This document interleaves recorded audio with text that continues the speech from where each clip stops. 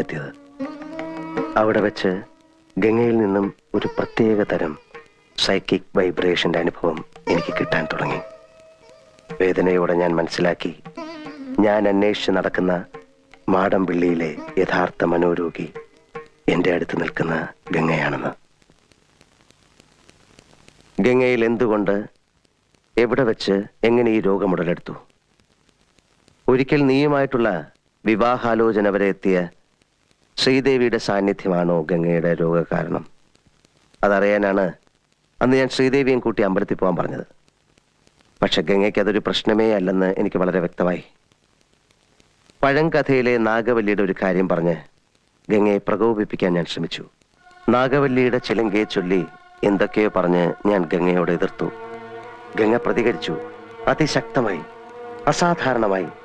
അപൂർവമായ ഒരു മനോരോഗത്തിന്റെ അഗ്നികുണ്ഡങ്ങൾ